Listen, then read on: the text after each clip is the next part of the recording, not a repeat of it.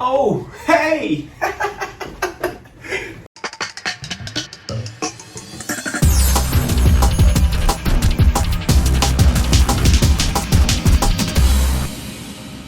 Welcome to the Rock House, where spiritual growth is and always will be the foundation. So, I am sitting here in a room here in Charleston, South Carolina. It's a beautiful room, as you can see behind me. But I was sitting here thinking, after my pastor preached today, I really started pondering on his message. And it made me think, wow, this is really deep. But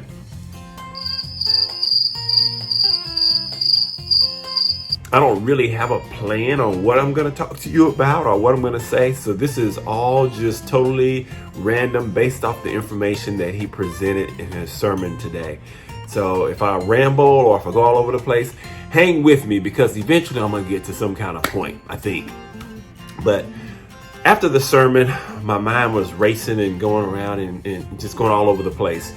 But in the sermon, what really stuck out to me was that my pastor said, "You are worth it." And I don't know who needs to hear that, but you are worth it. And just on the surface, that sounds very cliche. And it's like, okay, yeah, you're worth it. And it doesn't sound like it has a whole lot of meaning. But when you dig deeper and look at what that really means, it makes a huge difference. So think about your past. Think about things you've done that you're not proud of. Think about times when you have, or basically not happy with yourself or disappointed with yourself. Maybe it's something you've done. Maybe it's something you said. Maybe it's something you've done to somebody else. And you look back on that and be like, wow, I'm really disappointed. And gosh, how can a perfect God ever love someone who has been so sinful? And it can really grate on you as you continue to try to progress and grow and move forward. That thought process can continue to hold you down and hold you back from really experiencing everything that God has for you. So take a moment, just a moment though, look back and think about some things, even maybe something that's happening in the present or something you've done in the past that is affecting your present day. Think about it just for a moment. Okay, that's enough. Now, get rid of it. Let it go, because you are worth it. Jesus died on the cross so that you could be saved and you can live in eternity with him. You're worth it. God sacrificed his son for you because you are worth it. So let go of the past. Let go of the things that have happened that you're not proud of. Let it go. Let it go. Because if it really mattered and if it really affected you or was going to affect you that much, Christ wouldn't have died for you. He died for everything that happened in your past because you are worth it. Next time you're feeling down on yourself, or even when you're feeling down about somebody else and the tendency is to treat somebody else bad or to hurt somebody else, think about, you are worth it.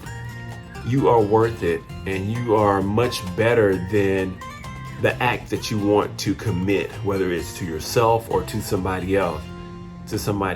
So think about that before you go down the sin hole, the sin spiral, and think about God gave up his only begotten son for you, for me. Why? Because we are worth it. So, not sure if that's even what the sermon was about, but I figured I hadn't talked to y'all in a while, and I thought I'd take a moment to just kind of release what was on my mind. And as you know, there's always something on my mind. But I always think about how sometimes we beat ourselves up over things from our past and things that we've done, or not thinking that we are enough or trying to be enough. And what dawned on me is God said, you're worth it. You are worth it just like you are. I sacrificed my son just for you. And that's enough. That is more than enough. So I don't need validation from social media. I don't need validation from other people. I don't even have to validate myself, because God has validated me and said that I'm worth it.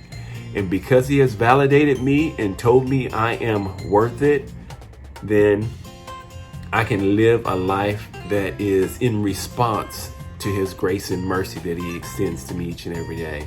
So no longer will I go out and try to be a better person so that God will love me more. Now I go out and I'm going to be a better person because God already loves me as I am, because I'm worth it. And that, my friends, is enough to get me through the rest of today, tomorrow, the rest of the month, the rest of the year, the rest of my life. And I just want you to experience that as well. So take the time to really think about how much God loves you. He loves you so much that he sacrificed his only begotten son for you. And I will say it one more time. Why did he do it? Because you're worth it. Now get out there and be great. Thank you all for joining me today here at the Rock House. Hope to see you again real soon. And as always, I love ya. Peace.